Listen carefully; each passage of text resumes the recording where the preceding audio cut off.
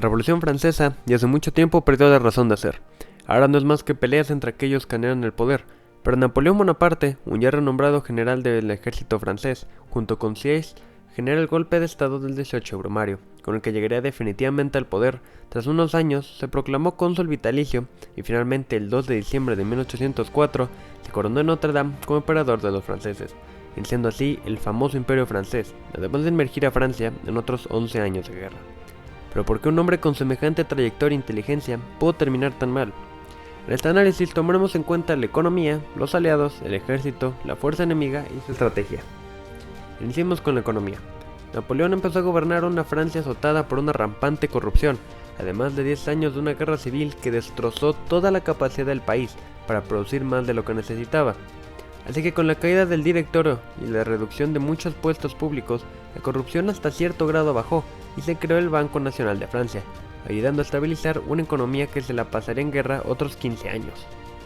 Sigamos con los aliados.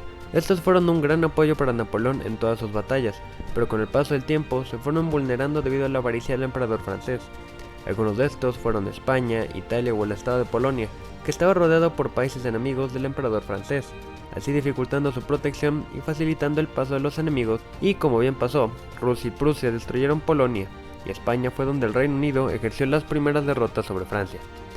El Grande Armée de Napoleón fue en su momento el ejército más temible y poderoso del mundo, el que contaba con miles de veteranos de las más brillantes victorias de Napoleón, y muchos de ellos lo idolatraban y lo querían, pero con el paso del tiempo, con la creciente astucia de los enemigos de Francia, los veteranos fueron muriendo y fueron reemplazados por jóvenes con poca experiencia que, con la crudeza de las batallas, era necesaria para sobrevivir. Hay que tomar en cuenta de que Napoleón se enfrentó a los imperios más grandes de Europa, lo cual quería decir que Francia siempre estuvo en una desventaja numérica o tecnológica en contra de sus enemigos.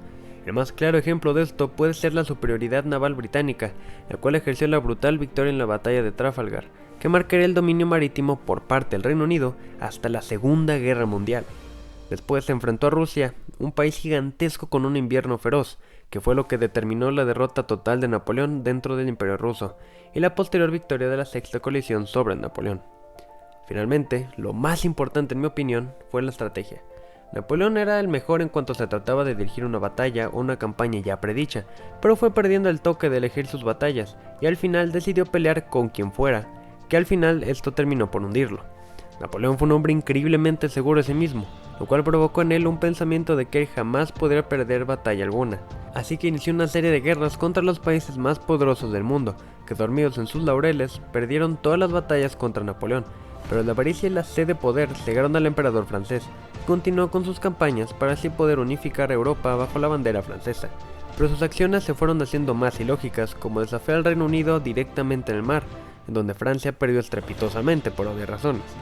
Invadir a Rusia con un plan bastante bueno, pero al final desecharlo con tal de llegar a San Petersburgo a través del invierno. Después fue invadir España, un país inestable con un imperio que estaba colapsando sobre su propio peso, y generar un gobierno títere, lo cual consumió una cantidad obscena de recursos y nunca se pudo completar. En 1808, tras las abdicaciones de Bayona, José, el hermano de Napoleón, es proclamado rey de España y las Indias, iniciándose así la Guerra de Independencia Española. Esta guerra de más de 5 años fue una úlcera para el imperio de Napoleón, que nunca pudo doblar a los españoles, y es más, fue en España donde murieron alrededor de 250.000 franceses, y ocurrieron las primeras victorias decisivas que abrieron el paso hacia París. Fue en 1813 cuando José I de España, hermano de Napoleón, abdicó al trono, regresando a España autoridad sobre su propio territorio, y añadiendo un enemigo más a la lista de Napoleón, que sellaría sus derrotas en Leipzig y por último, en la infame batalla de Waterloo. Muchas gracias por ver este video y me encantaría ver qué opinan. ¿Por qué creen que perdió Napoleón? Y si me faltó algo, me encantaría que lo pusieran en los comentarios. Pues muchísimas gracias por ver y suscríbanse para ver más videos así. Gracias.